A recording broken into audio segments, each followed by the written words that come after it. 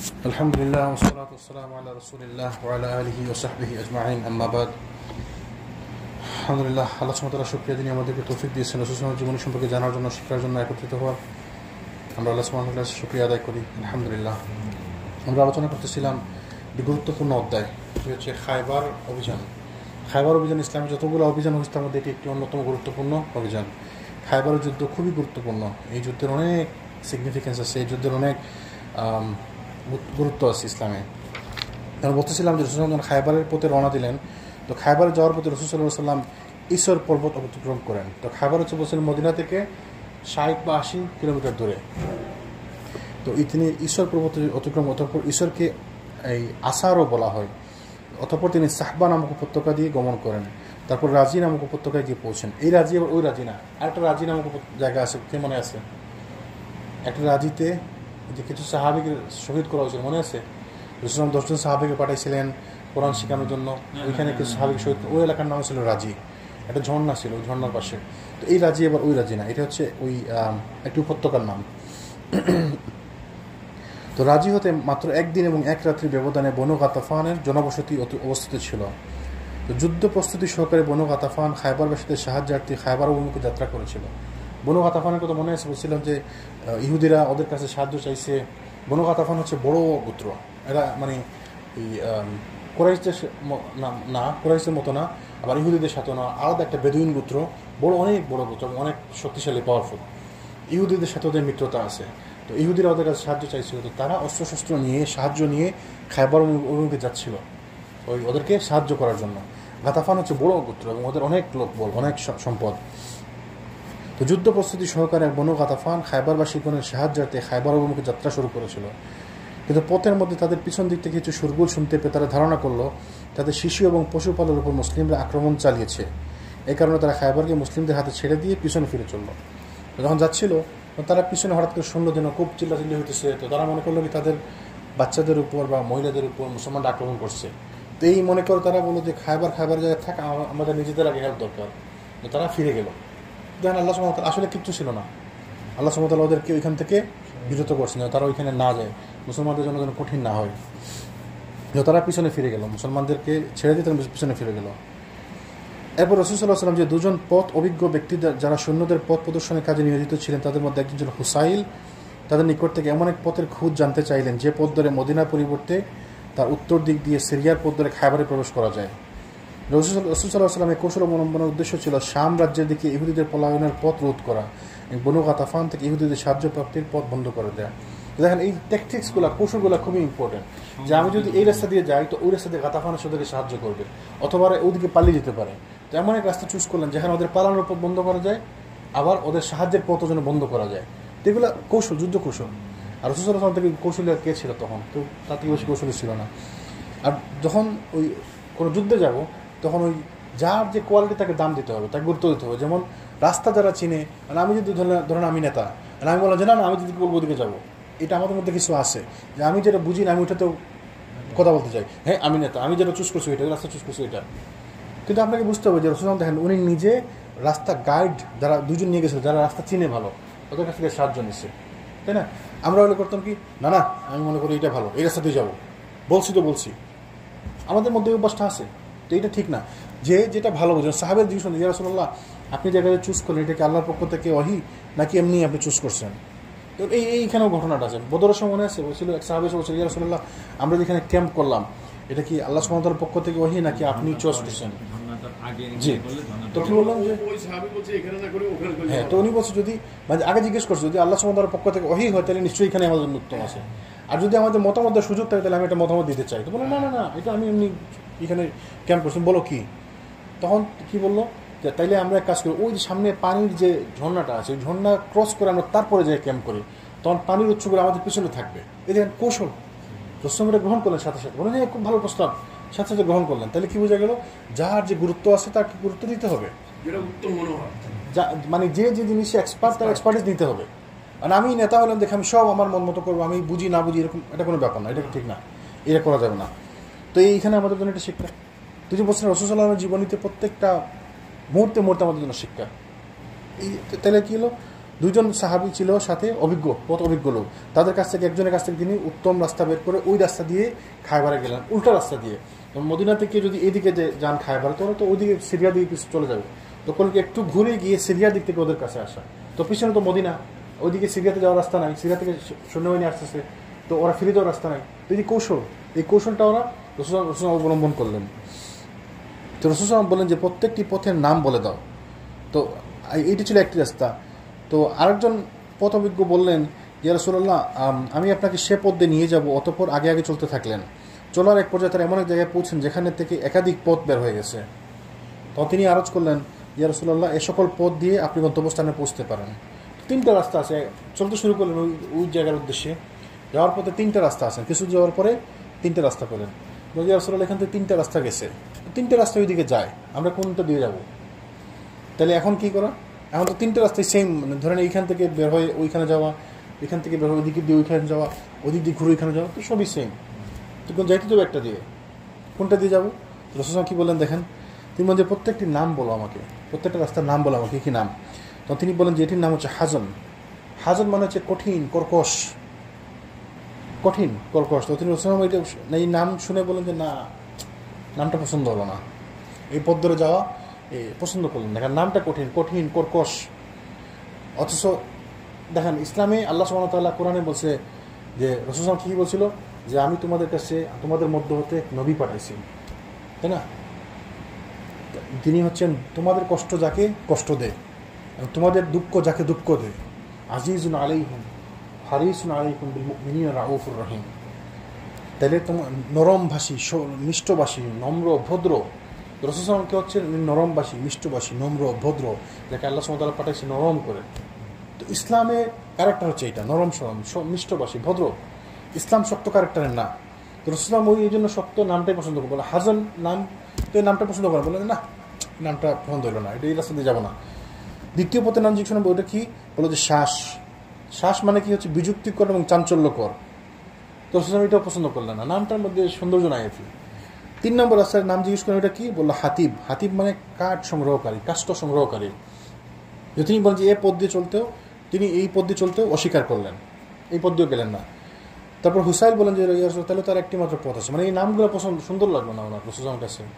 তখন ওই আরেক অভিজ্ঞ সাহাবী, যিনি রাস্তা অভিজ্ঞ গাইড, তিনি বলেন তাহলে তো রাসূলুল্লাহ আরেকটা মাত্র রাস্তা থাকে আছে বাকি। তো ওমর রাদিয়াল্লাহু আনহু বলেন যে এটার নাম কি? তো তিনি বলেন যে এই পথের নাম হচ্ছে মারহাব। তো রাসূল সাল্লাল্লাহু আলাইহি ওয়াসাল্লাম ওই পথ ধরে চলা পছন্দ করেন, ওই পথ ধরে চললেন। তো মারহাব মানে কি? মারহাবা মানে ওই যে খুশামদেদ, প্রশংসা, সুন্দর, মানে এটা সুন্দর একটা নাম আর কি। ওই দেখেন ওইখানে যদি এমন হইতো যে ওই রাস্তা দিয়ে গেলে ভালো, ওই বাকিগুলো রাস্তা ভালো না, তাইলেও তো একটা চুজ করতেন। যখন দেখলাম সবগুলোই সমান, সবগুলো মানে গন্তব্যে নিয়ে যাবে, তাহলে আপনি চুজ করলেন কোনটা, যেটাতে নামটা সুন্দর, তাই না? তো এই জিনিসগুলো আমাদের জন্য শিক্ষা আছে, তাই না? যে আমি যখন অনেকগুলো চয়েস থাকবে আমার সামনে, তখন আমি, যেমন ধরেন রাসূল কি বলছিলেন যে বিয়ের সময় তোমরা দেখবা কাউকে যখন বিয়ে করা হয় কি কি 4টা গুণ দেখে বিয়ে করা হয়। ধার্মিকতা, পয়সা, সম্পদ, আর একটা হচ্ছে জাত বংশ। তো তার মধ্যে যদি তোমরা ধার্মিকতা পাও তাহলে ওইটাই নিতে হবে, তাই না?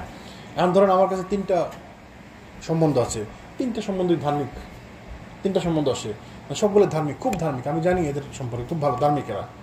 তখন আমি দেখতে হবে এর থেকে আর কোনটা ভালো আছে। 2 নম্বর, পয়সা কার বেশি আছে, বা সুন্দর কে বেশি আছে, বা জাত বংশে কে ভালো, তাই না? এইগুলো মিলাইতে হবে। যখন আমার কোনো এক নম্বর হয়ে গেছে, আমাকে 4টা রাস্তায় আমাকে ওই গন্তব্যে নিয়ে যাবে, তখন আমি দেখবো 2 নম্বর এটার মধ্যে কোনটা নিব, আমি কোনটার মধ্যে ভালো। এগুলো আমার জন্য শিক্ষা। জি আছে, কে বলছে নাই? আগের ওই আঙ্কেলরা বলতে পারবে। মানুষ গ্রামেগঞ্জে মানুষ এখন জাতমত খুব দেখে, জাতপাত খুব দেখে না, অমুক জাতি বিয়ে দেবো না, অমুক জাতি বিয়ে দেবো না, আমাদের জাতের না, আমাদের জাতের না, চৌধুরী বংশী, অমুক বংশ, তমুক বংশ, ওদের বংশ। বিয়ে শাদিতে এগুলো কত হয়, আমি তো আর বয়স কথা, আমরাও দেখছি কত মানুষ আত্মীয় সাথে সম্পর্ক ছিন্ন করেছে, আরে কম জাতের মধ্যে বিয়ে দিছে, মেয়ে কম জাতের থেকে বিয়ে দিয়েছে, ছেলে জন্য বউ আনছে কম জাত থেকে।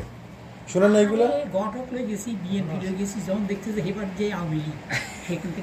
আওয়ামী লীগ বিএনপি সব কিছু হয়েছে, যখন জানতে পারল যে এটা আওয়ামী লীগের, বিএনপি গেছে ভেঙে দিছে। আমি ওই যে গত 2 বছর না 1 বছর আগে শুনছিলাম এক মহিলা তার হাজব্যান্ডকে ডিভোর্স দিছে, মহিলা করে বিএনপি আর হাজব্যান্ড করে আওয়ামী লীগ, তো বুঝাইতে সে পারানে পরে ডিভোর্স দিয়ে দিচ্ছে, এবং এটা বিশাল একটা ঘটনা আছে বাংলাদেশে। আচ্ছা এগুলো তো গেল। আমি একটা ঘটনা বলি, আমার এক ফ্রেন্ড আর কি, তো তার সে একবার করছিল, তার চাচা বিয়ে করতে গেছে, তার দাদা তার চাচার নিয়ে মেয়ে দেখতে গেছে, তো যাই দেখছে মেয়ের বাড়িতে মেয়ের বাপে বিস্কিট ভিজিয়ে খাইতেছে চার মধ্যে, বাস উঠে চলে আসছে, চার মধ্যে বিস্কিট ভিজিয়ে খায়, কত মানে লো স্ট্যান্ডার্ড, চার মধ্যে বিস্কিট ভিজিয়ে খায়, চলে আসছে উঠে। আমার ছাত্রীর বিয়ের ব্যাপারে আর কি, তখন বলছে যে হাসিনার যে সার্টিফিকেট আছে খালেদা জিয়া এটা বহনও করতে দিত, এক কথায় সব বরবাদ। খাওয়া দাওয়া এমন খাওয়া দাওয়া হয়েছে সব। যাক এইগুলা মানে ওই যে কথা থেকে কথা আসলো কি, যে আমরা সবসময় ভালো জিনিস দেখবো, ভালো জিনিস দেখে ইনশাল্লাহ এগিয়ে যাবো। না এগুলো খুব আছে, এখনো আছে, এখনো যেসব মানে ফ্যামিলিতে মুরব্বীদের কথা চলে, ওইসব ফ্যামিলিতে এখনো আছে, এগুলো দেখে। তো এই রাস্তার মধ্যে কিছু ঘটনা ছিল। সালামা বিন আকওয়ার রাদিয়াল্লাহু আনহু বলছেন যে রাসূল সাল্লাল্লাহু আলাইহি ওয়াসাল্লামের সঙ্গে একত্রে খায়বার অভিমুখে পথ চলতে লাগলাম। রাতের বেলা আমরা চলছিলাম, এক ব্যক্তি আমিরকে বলল যে হ্যাঁ আমির, তোমার কিছু অসাধারণ কথা কাহিনী আমাদের শোনাচ্ছ না কেন? আমির ছিলেন একজন কবি, ওই কথার মধ্যে মানে রাস্তা হাঁটতেছি, তো আমাদের কিছু গল্প বলেন, কিছু গল্প করেন, কিছু শোনান। তো আমির বললেন তিনি ছিলেন একজন কবি, তো তিনি কবিতা আবৃত্তি করতে লাগলেন।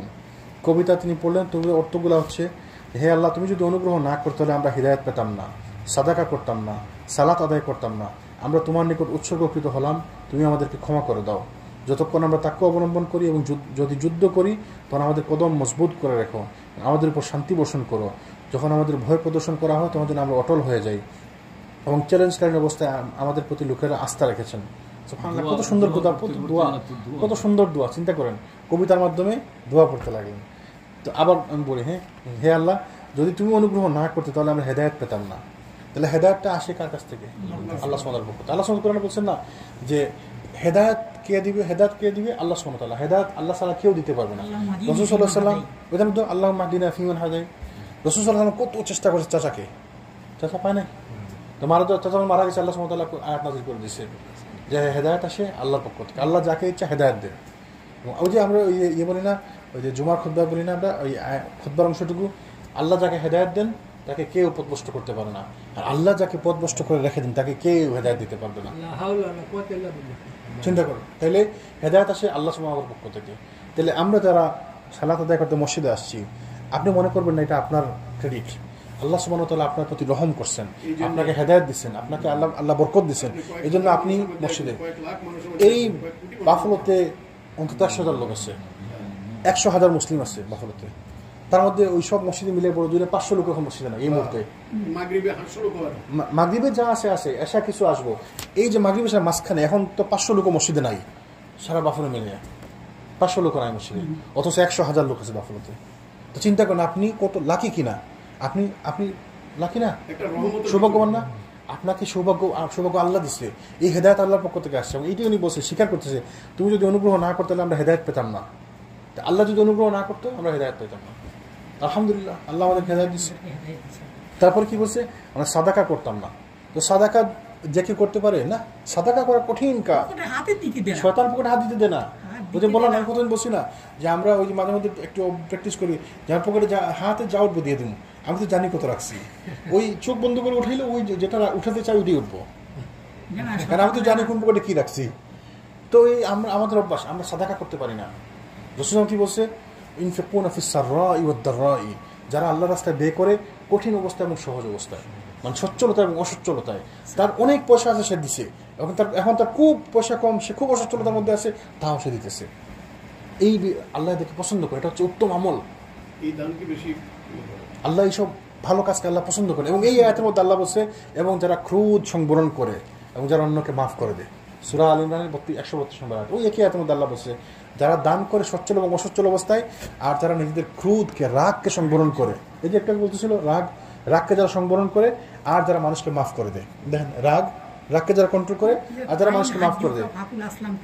তুমি তর্কে লিপ্ত হইও না, বলো ফাইন আসলাম তো, ফাইন হাজ্জুকাল আসলাম তো, ফাইন তাহলে যে আনুগত্য মানে দিয়েছিল সে সফল কাম। আলহামদুলিল্লাহ। দেখেন এই আয়াতে আল্লাহ সুবহানাহু ওয়া তাআলা কি বলছে, ফাকাদি তারা যে আত্মসম্পন্ন করলো সে স্বয়ং সে হেদায়েতপ্রাপ্ত হলো। মাফ করে দিতে পারলে দেখা গেছে কি আমার মধ্যে রাগ থাকলে কি হয়, আমার দেখা যাচ্ছে আমার মধ্যে সমস্যা হয়। হ্যাঁ, আর যখন আমি কাউকে মাফ করে দিছি তখন আমার শরীর হালকা হয়েছে। না এটা আসলেই আপনি Satisfaction. আল্লাহ সুবহানাহু ওয়া তাআলার সন্তুষ্টির জন্য কাউকে মাফ করেছেন, আপনার মধ্যে ভালো লাগা কাজ করবে, ভালো লাগা আসবে, শয়তানকে আপনি পরাজিত করছেন। তো আল্লাহ সুবহানাহু ওয়া তাআলা বলছে এই আয়াতের মধ্যে, তারপর কি বলছে, আল্লাহ তাদেরকে ভালোবাসেন যারা উত্তম আমল করে। তার মানে এই আমলগুলোকে আল্লাহ উত্তম আমল বলছে। সচ্ছল এবং অসচ্ছল অবস্থায় দান করা উত্তম আমল, রাগ সম্বরণ করা উত্তম আমল, মানুষকে মাফ করে দেওয়া উত্তম আমল। আল্লাহ বলছে আল্লাহ তাদেরকে ভালোবাসেন যারা উত্তম আমল করে। আল্লাহ বলেন না যে আল্লাহ এদেরকে ভালোবাসেন, আল্লাহ যারা এই একই আয়াতের শেষে আল্লাহ বলছেন আল্লাহ তাদেরকে ভালোবাসেন যারা উত্তম আমল করে। তার মানে এইগুলোকে আল্লাহ উত্তম আমল বলছেন। জানি আমল করে দেখেন এক আয়াতের মধ্যে, তাহলে আপনি মাফ করে দিয়েছেন আল্লাহ সন্তুষ্টির জন্য। আমি সে আমার সাথে খারাপ ব্যবহার করছে, করলো, সে করুক, আমি বুঝলাম তার দোষ, 100% তার দোষ, আমি তো তাকে মাফ করে দেবো আল্লাহর জন্য। আমি তো তার জন্য তাকে মাফ করতেছি না, আমি আল্লাহর জন্য তাকে মাফ করতেছি। আল্লাহ সুবহানাহু ওয়া তাআলা বলছেন তুমি যদি আরহামু তুরহামু, তুমি রহম করো আল্লাহ তোমার প্রতি রহম করবেন। আমি আপনাকে মাফ করে দিলাম, আল্লাহ আমাকে মাফ করে দিবেন। আমার জন্য তো এইটা বড়, সে আমাকে কি বললে আমি তো দরকার নেই আমার বোঝা, সে কি করছে না করছে ফরগেট ইট। আমি তার মাফ করে দিলাম, আল্লাহ আমাকে মাফ করে দিবে। আমি তার প্রতি রহম করলাম, আল্লাহ আমার প্রতি রহম করবে। ওই যে গত সপ্তাহে খুতবাতে রেখে দিয়েছিলাম, খেয়াল নাই মানে কারো, এইটাই খুতবা দিয়েছিলাম গত সপ্তাহে, পুরস্কারের কথা বলছিলেন, জি। জান্নাত। জান্নাত সুজাম কি বলছে যে তুমি রহম করো আল্লাহ তোমার প্রতি রহম করো, তুমি তাকে মাফ করো আল্লাহ তোমাকে মাফ করে দিবে। তো আমি তাকে মাফ করবো কি জন্য, সে আমাকে একটা মিথ্যা কথা বলছে, এই ছোট্ট একটা ব্যাপার, তারা যদি মাফ করে আল্লাহ আমাকে আমার বড় বড় গুনাহ মাফ করে দেবে। আর আল্লাহ যদি আমার গুনাহ মাফ করে দেয় তাহলে পুরস্কার জান্নাত। জান্নাত কিনা যাবে কয়েক কোটি টাকা দিয়ে, শয়তান তো বাইরে গেছে, কয়েক মিলিয়ন টাকা দিয়ে কিনা যাবে। শয়তান বাইরে গেছে। আবার অবস্থা বাড়াও কানা মিনাল কাফির, জি আবার অবস্থা বাড়া অহংকারের জন্য সে ভয় জি। পেয়েছে, সিজদা করতে বসে সে অহংকারের জন্য সে ভয় তো দেখেন ওই সাহাবিকে সাহাবিকে দোয়া করেন, আমরা হেদায়েত পেতাম যদি আপনি অনুগ্রহ না করতেন, আমরা সাদাকা করতাম না যদি আপনি অনুগ্রহ না করতেন, আমরা সালাত আদায় করতাম না। এই যে আমরা সালাত আদায় করতে আসছি, মাগরিবে আসছি, এশায় আসছি, আল্লাহ সুবহানাহু ওয়া তাআলার রহমত।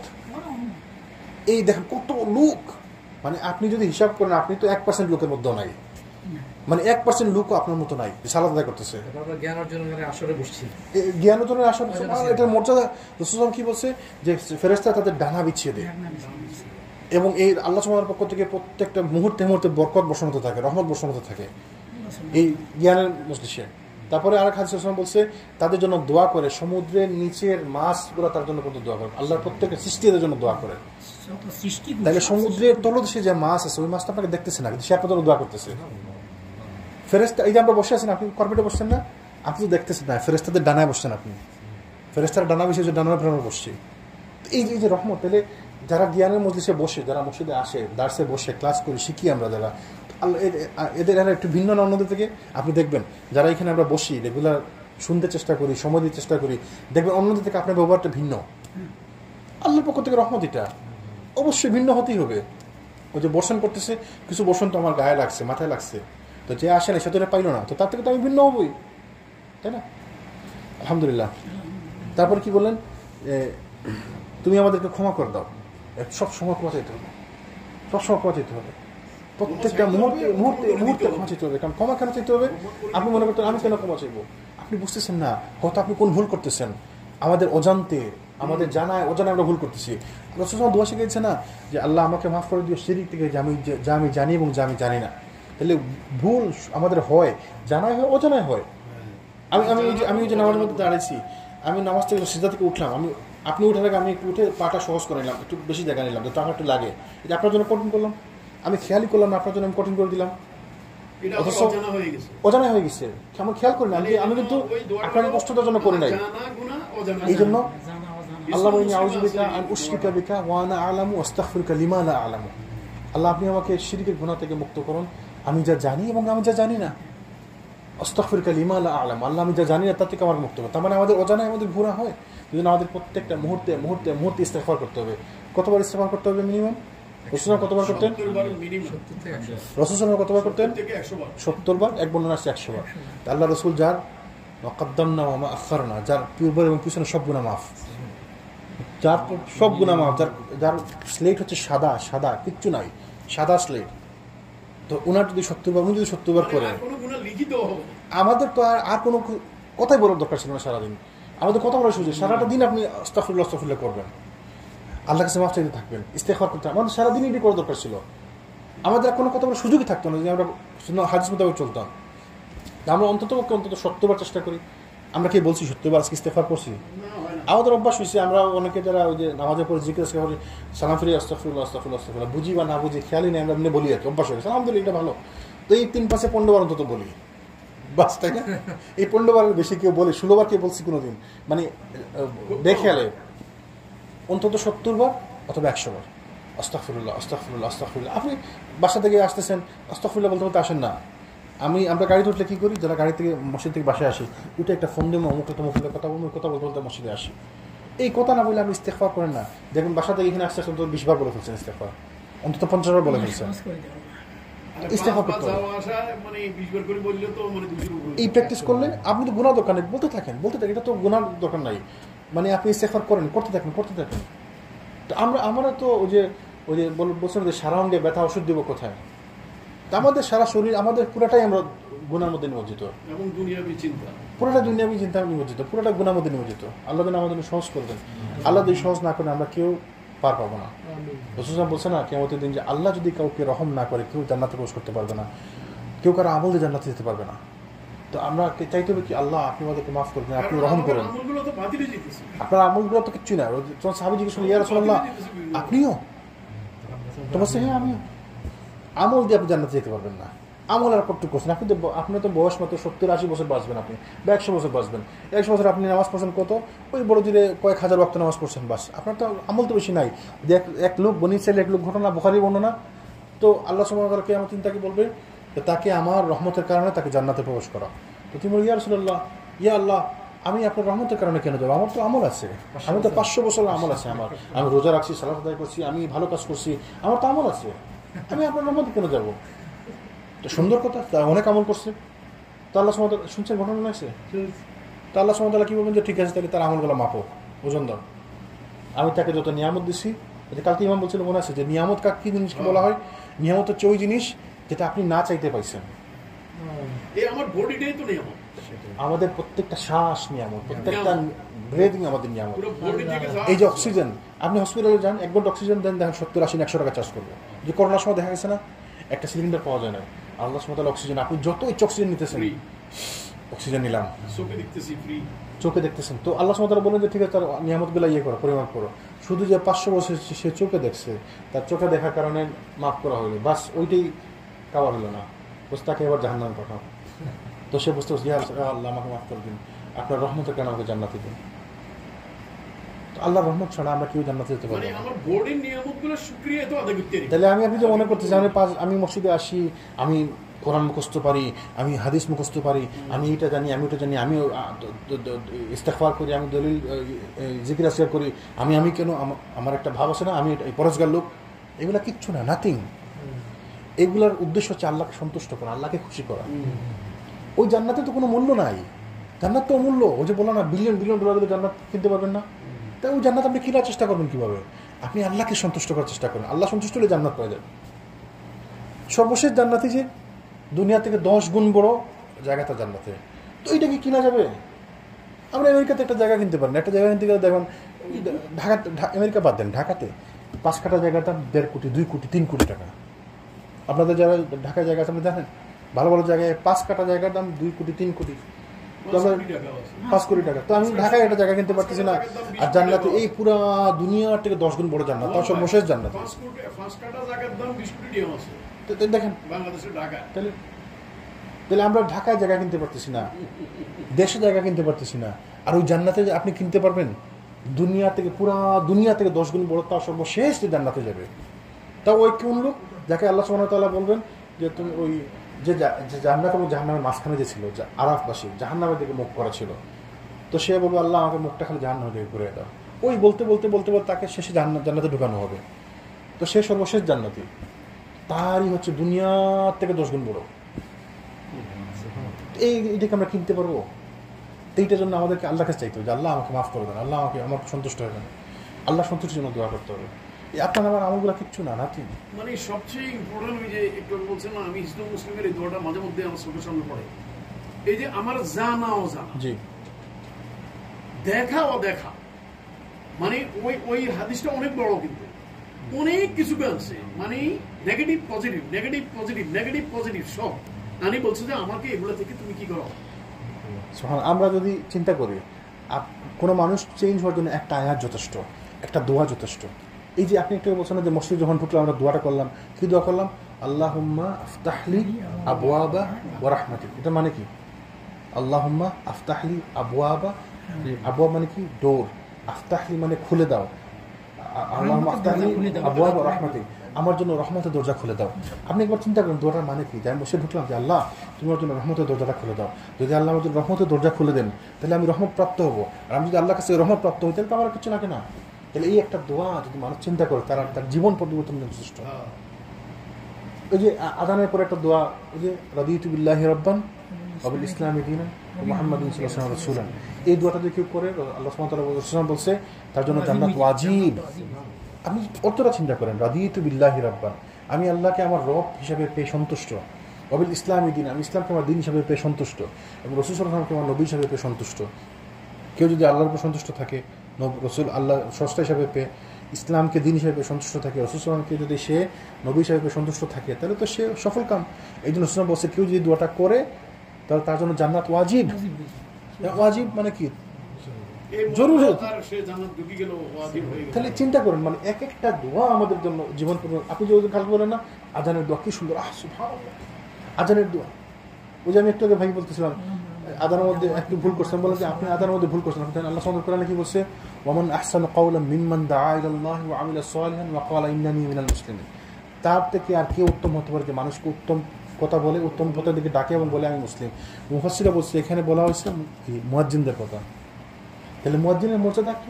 আল্লাহ সুবহানাহু ওয়া তাআলা বলছে যে তার থেকে উত্তম আর কে হতে পারে যে মানুষকে আল্লাহর দিকে ডাকে এবং বলে আমি মুসলিম। তাহলে বলা হয়েছে এখানে মুয়াজ্জিনের কথা বলছে। তো মুয়াজ্জিনের যদি এত মর্যাদা হয় তাহলে ওই আজানটা মাত্র 5-6টা লাইন, তাহলে আজানটা আমি মনোযোগ দিয়ে দিব না? আমি বেখেলে বলে ফেললাম একটা ভুল, আমি কেন বেখেলে ভুল করবো? এটা এমন ব্যাপার যে আল্লাহ সুবহানাহু ওয়া তাআলা কুরআনের মধ্যে বলছে এর থেকে উত্তম আর কেউ নাই। আবার কিয়ামতের দিন কি বলছে? এদের বলা হবে সবথেকে উঁচা গর্দান, মানে এত উঁচা দেখলে মানে বলবে এত মুয়াজ্জিন, ওই যে মুয়াজ্জিন, যেটা মুয়াজ্জিন যেটা মুয়াজ্জিন, এর গর্দান হবে সবথেকে উঁচা। এর পরেও তো বলছে যে আমরা উত্তর দিবে যারা শেষ শেয়ার করি। আমাদের বাড়ির যে মসজিদটা, আমাদের বাড়ির দরজা মানে ইয়েতে, এই মসজিদে আজান দেয়, তার আজান হয় না। এখানে এই যে জাকারিয়া মসজিদে আজান দেয়, তার আজান হয় না। আজান মানুষ বুঝে না তো, একটা বাক্য হয় না। জাকারিয়া মসজিদে যে আজান দেয় তার একটা বাক্য হয় না। আল্লাহু আকবার থেকে শুরু করে মানে হেরোরের লাস্টে কি বলে? ওই যে কালো লোকটা আসলে লা ইলাহা ইল্লাল্লাহ, হ্যাঁ, একটা বাক্য তার হয় না, উচ্চারণ একটা বাক্য হয় না। আপনারা দেখছেন না? এটা ঠিক, যারা গেছেন দেখছেন ওই যে কালো একটা বাক্য হয় না। জামে মসজিদ হয় না, জামে মসজিদ হয় না। আচ্ছা আমার নাম না নেই, আমি জানবো জামে মসজিদ সব জায়গায়। আর আমার বাড়িতে যখন আমি কথাটা উঠে যাও, আমি বললাম যে এই লোকটা যে আজানটা তো হয় না। আমরা বললাম আমি শেয়ার করি কি জন্য, এটা খুবই গুরুত্বপূর্ণ। কিন্তু তো আমার একজন হাফেজ সাহেব একদিন একামতের মধ্যে ভুল করছে, বললো যে তুমি ঠিক আছে, আমার ক্লাসমেট কিন্তু সে হাফেজ এবং মারানা, সে একটু মানে তাবলিগি, কিন্তু সে আমার একটা ভুল ধরে দিছে। আমার তুমি কিন্তু এখানে এই উচ্চারণটা এইভাবে হবে। আমি তো আশ্চর্য গেছি, হারিয়ে আমি এই ভুলটা করতেছিলাম। আমি বললাম যে আসলে হাফেজ আমি তো মানে আসলে ওইভাবে খেয়াল করে উচ্চারণটা করি নাই। না, তুমি এই উচ্চারণটা করবা তাহলে তোমার একামতটা পারফেক্ট। তাহলে আমি কিন্তু বেদাত করে প্রচুর, আমি হাতের আবার দড়ি মাঝে মাঝে হেতে আমার কিন্তু আবার একটা জিনিস শিখে দিছি। তার মানে শিখে আমি বেদাতির কাছেও কিছু শিখতে পারবো। অবশ্যই অবশ্যই শিখতে পারেন। আমি তাকে বেদাতি বলি কারণ সে বেদাত কিছু করে, আবার তার কাছে এমন কিছু শিখতে পারি আমি যেটা ভালো। আমি ওই মুয়াজ্জিমের ব্যাপারে যখন বললাম, আপনাদের সাথে শেয়ার করার একটা কারণ আছে। এখানে আমাদের আজান দিয়েছে, আমাদের অনেকের আজানের সমস্যা আছে, আমারও আছে। এখন আমি চেষ্টা করবো সর্বোত্তমটা দেওয়ার জন্য। এখন আমার একটা লোক কয় কি, মিয়া ভাই আমরা জানেন এটা নিয়ে বহুত কথা হয়েছে, ঝগড়া হয়েছে পর্যন্ত। এবং এই লোক সে মাইক ছাড়বে না, শুধু আমরা আইলে আজান দিতে দেয়, আমরা কাউকে সে আজান দিতে। এটা ঠিক আছে, অনেক আছে এরকম করে। সে আমার ছাড়া আর কার করে আজান দিতে দেয় না।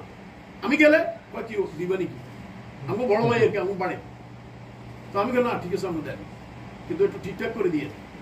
তো এইটা আমাদের ঠিক করতে হবে। আজান আমাদের মানে এত গুরুত্বপূর্ণ ইবাদত, এত বড় ইবাদত, এটা এত মর্যাদা। আজানের একটা উচ্চারণ না, একটা উচ্চারণ না। আমি এবার কয়েকজনের মেসেজ দিয়ে আসি, কমিটির একজনের বলে এসি, সভাপতির বলে এসি, আপনারা এই মুয়াজ্জিন এর আজান দিতে দিয়েন না, অথবা আমরা আমাদের এখানে মনে আছে আপনাদের, আমরা কিন্তু ওই রুমে থাকতে আমরা বোর্ডের মধ্যে লিখে রাখছিলাম, অনেক দিন ছিল আজানের শব্দগুলা, আমরা আজানের শব্দগুলোই জানি না। আশহাদু বলি, শাহাদু আল্লাহ বলি, আজানের শব্দগুলো আমরা জানি না। তো এইটা আমাকে একটা সময় শেখা উচিত না? এত বড় একটা ইবাদত, এত বড় একটা মর্যাদা, তো এইটা আমাদের একটু খেয়াল করতে হবে ইনশাআল্লাহ। আজানের উচ্চারণটা ঠিক না হলে তো আজানটা হবে না। তো এই হ্যাঁ ওই বললাম মাত্র 5-6টা লাইন, এটা আমাদের সবাইকে মনোযোগ দিয়ে শেখা উচিত ইনশাআল্লাহ। আমরা আবার চেষ্টা করবো, আল্লাহ যেন সহজ করে দেন। জি, তো এই থামি ইনশাআল্লাহ, না একটা মিনিট শেষ করে দেবো আজকে। তো তারপর কি বলেন, ওই কবিতা বলতেছেন এটা, কিন্তু কবিতার মধ্যে দোয়া করতেছেন, যতক্ষণ আমরা তাকওয়া অবলম্বন করি এবং যদি যুদ্ধ করি তখন আমাদের কদম মজবুত করে দাও। যখন আমরা তাকওয়া অবলম্বন করি, তাহলে যদি আমরা যুদ্ধ করি আমাদের কদমকে আপনি মজবুত করে দেন। দেখেন, যুদ্ধ থেকে পালিয়ে যাওয়া হচ্ছে বড় গুনাহ। 70টা কবিরা গুনার মধ্যে প্রথম 10টার মধ্যে এখন 6 নম্বর বা 7 নম্বর বড় গুনাহ হচ্ছে যুদ্ধ থেকে পালিয়ে যাওয়া। তো দেখেন, দোয়া করতেছে, আল্লাহ আপনি আমাদের কদমকে মজবুত করে দেন যুদ্ধক্ষেত্রে। তার মানে যুদ্ধক্ষেত্রে গেলে এটা হইতে পারে, এই শিক্ষা আমাদের জন্য। কদম মানে আমাদের পাকে মজবুত করে দিন, আমরা যেন পিছিয়ে না যাই, আমরা দৃঢ় থাকতে পারি। দোয়া দেন, কত সুন্দর দোয়া, সুবহানাল্লাহ। তারপরে আমাদের উপর শান্তি বর্ষণ করো, শান্তি বর্ষণ। সুবহানাল্লাহ, আমরা তো জানি না যে আসসালামু আলাইকুম বললাম, সালাম মানে কি? আল্লাহর পক্ষ থেকে আপনার উপর শান্তি বর্ষণ হোক। আল্লাহ মান্তাস সালাম মিনকাস সালাম, আল্লাহ আপনি শান্তি, আপনি সালাম। সালাম যে আল্লাহর একটা নাম, আমরা তো জানি না। আমাদের সালামের মধ্যে ভুল আছে, সালাম যে আল্লাহ একটা নাম সেটাও আমরা জানি না। তো দেখেন, আমাদের শেখার মানে কি দরকার, আমাদের প্রত্যেকটা জিনিস আমাদের শেখা দরকার। আর আমরা এই বসি না। আমি একজনকে বলছিলাম যে ভাই আপনি তো বসেন না কখনো, তো ভাই যতটুকু আছে ওইটুকু পারি না, ওইটুকু পারলেই তো অনেক আগে যেতাম। আমি আর বলি না, কারণ এটা আর যদি আমি বলি তুমি আরও কিছু বলবো, হয়তো অহংকারের কারণে দেখা যাবে সে আরও ভুল করতেছে। তো আমি আর এই ব্যাপারে কিছু বলি না। আর আমি অনেকদিন জিজ্ঞেস করছি, বলছে সরাসরি বলে ভাই শিখছি তো অনেক, যা শিখছি ওইটাই যদি ঠিক করতে পারি তাইলেই বলছে আমার বিশ্বাস করি। তারপরে আমি এরপরে আমি ওনারা কিছু বলতে চাই না কেন, কারণ দেখা যাবে অহংকারের কারণে সে আরও কিছু বলতেছে। তো এইগুলা খেয়াল রাখো। যেমন রসুল বলছে না, হাদিসের মধ্যে আসছে যে তারা যারা আল্লাহকে ছাড়া তারা অন্যকে যখন ডাকে তুমি তাদেরকে বোকা দিও না, কারণ তারা হয়তো রাগ করে না বুঝে আল্লাহকে বোকা দিবে, যে তুমি আমার আল্লাহকে বোকা দিছো, তুমি আমার গডকে বোকা দিছো, আমি তোমার আল্লাহকে বোকা দিবে। তাহলে এই জিনিসটা খেয়াল করতে হবে যে একজন মানুষ ভুল করতেছে, তো একটু সময় বুঝে। হেকমা হচ্ছে এইটা যে গরম গরম অবস্থায় তো সব কিছু করা ঠিক না। এই যে আপনি বললেন যে কে গেল, আমি বলি যে পরে অসুবিধা নেই, ঠিক আছে শিখবো ইনশাল্লাহ। না না, আমি ওনার সাথে কথা বলতে মনে করি। হ্যাঁ, তো ওই সবকিছু গরম গরম হয় না। তো ওই জিনিসটা আমি কি বললাম, আমি বললাম যে আমি আর কিছু বললাম না, কারণ আমি দেখলাম সে, আমি যদি আবার তারা কিছু বলি যে ক্লাসে বসেন না কেন, দার্সে বসেন না কেন, দেখা যাবে সে আরো অহংকার করতেছে, আরো কিছু বলতেছে। তো থাক ইনশাল্লাহ যাবো, এটা করবো এটা ইনশাল্লাহ। তো যাক, আল্লাহ আমাদেরকে মাফ করে দিন। তারপরে কি বললেন, ওই শেষ করে দেবো ইনশাল্লাহ। যখন আমাদের ভয় প্রদর্শন করা হয় তখন যেন আমরা অটল হয়ে যাই এবং চ্যালেঞ্জকালীন অবস্থায় আমাদের প্রতি লোকেরা আস্থা রেখেছেন। দেখেন কত সুন্দর দোয়া করছে, কত সুন্দর আবৃত্তি করছে, কবিতা বলছে, কবিতাটা এত সুন্দর। রাসূল কবিতা শুনে বললেন যে এই কবিতা কে আবৃত্তি করছে, পিছনে ফিরে বললেন যে এই কবিতা আবৃত্তিকারী কে? লোকেরা বললো যে আমির বিন আকওয়া। তো তিনি বললেন আল্লাহ তার উপর রহম করুন। আল্লাহ মানে এত সুন্দর দোয়া করছে, তিনি রাসূল খুশি হয়ে গেলেন, বললেন আল্লাহ তার উপর রহম করুন। দোয়া রাসূল দোয়া করতেন সাথে সাথে, আর দোয়াটা কত সুন্দর, মানে সুবহানাল্লাহ। কবিতা বলছে, কবিতা, তো কবিতার মধ্যে কত সুন্দর দোয়া করছে। আল্লাহ যেন আমাদের বুঝার তৌফিক দান করেন। আমরা যেন রাসূলের জীবন থেকে শিখে আমাদের জীবনে ইমপ্লিমেন্ট করতে পারি। শুধু শিখাটা বড় কথা না, শিখে আমরা আমাদের জীবনে ইমপ্লিমেন্ট করতে হবে। যা শিখবো ওটা যেন আমরা নিতে পারি, ওটা যেন আমরা আমাদের জীবনে ইমপ্লিমেন্ট করতে পারি। আল্লাহ যেন আমাদেরকে তৌফিক দেন। সুবহানাকাল্লাহুম্মা ওয়া বিহামদিকা আশহাদু আল্লা ইলাহা ইল্লা আনতা আস্তাগফিরুকা ওয়া আতুবু ইলাইক।